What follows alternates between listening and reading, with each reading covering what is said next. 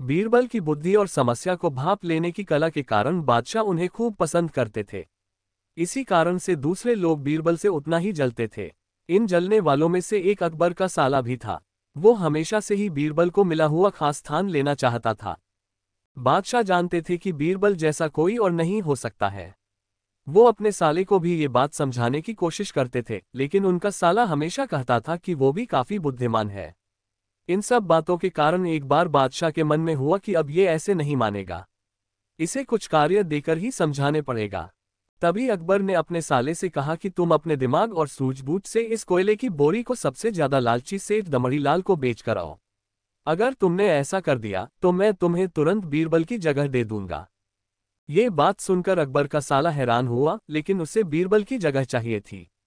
इसी सोच के साथ वो कोयले की बोरी लेकर सेठ के पास पहुंच गया। सेठ ऐसे ही किसी की भी बातों में आने वाला नहीं था, इसलिए उसने उसे खरीदने से मना कर दिया। अब अपना उदास चेहरा लेकर अकबर का साला महल लौट आया।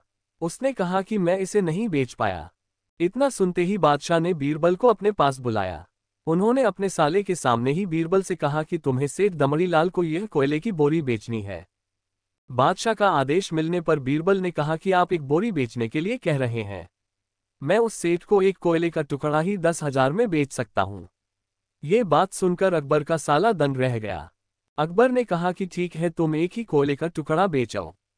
बादशाह का आदेश मिलते ही एक कोयले का टुकड़ा उठाकर बीरबल वहां से चले गए। उन्होंने सबसे पहले एक मलमल के कपड़े का कुर्ता अपने लिए सिलवाया। फिर उसे पहनकर अपने गले में हीरे मोती की मालाएं डाल ली और महंगे दिखने वाले जूते भी पहन लिए। इतना सब करने के बाद बीरबल ने उस कोयले के टुकड़े को सुरमा यानी काजल की तरह बारीक पीसकर एक कांच की डिब्बी में डलवा लिया। इसी भेष में वो महल के मेहमानघर में आ गए। फिर बीरबल ने एक इश्तिहार दिया कि बगदाद में एक जाने माने शेख पहुंचे हैं जो जादुई सुरमा बेचते हैं।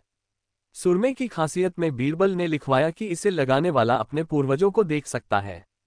यदि पूर्वजों ने कोई धन छुपाकर रखा है तो वो उसका पता भी बता देंगे। इस इश्तिहार के सामने आते ही पूरे नगर में बीरबल के शेख रूप और चमत्कारी सुरमे की ही बात होने लगी।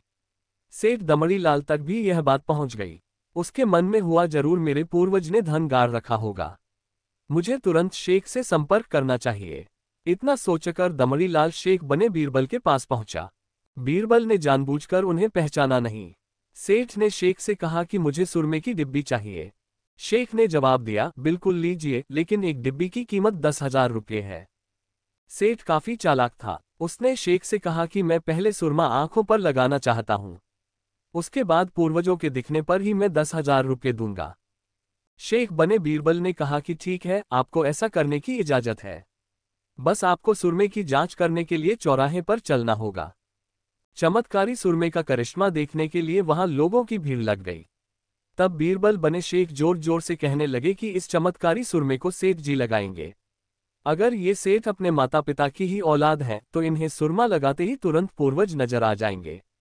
पूर्वज नहीं दिखे तो मतलब ये होगा कि वो अपने माता पिता की औलाद नहीं है। असली औलादों को ही यह सुरमा लगाने पर अपने पूर्वज नजर आते हैं। ये सब कहने के बाद शेख ने सेठ के आंखों पर सुरमा लगा दिया और कहा कि आंखें बंद कर लो। सेठ ने आंखें बंद तो की, लेकिन उन्हें कोई भी नहीं दिखा। अब सेठ के मन में हुआ कि मैंने कह दिया कि मुझे कोई नहीं दिखा तो भारी अपमान हो जाएगा। इज्जत को बनाए रखने के लिए सेठ ने आंख खोली और कहा कि हाँ, मुझे अपने पूर्वज दिख गए। इसके बाद गुस्से में लाल सेठ ने बीरबल के हाथ में 10,000 रुपये थमा दिए। अब खुश होते हुए बीरबल महल चले गए। उन्होंने कहा कि लीजिए बादशाह, एक कोयले के 10,000 रुपये, और सारा किस्सा सुना दिया। ये देखते ही बादशाह का साला मुंह बनाकर महल से चला गया। उसके बाद से उसने कभी भी बीरबल की जगह लेने की बात अकबर से नहीं की। कहानी से सीख, किसी से ईर्ष्या नहीं करनी चाहिए और अपनी काबिलियत को साबित करने के लिए बुद्धि का उपयोग करना जरूरी है।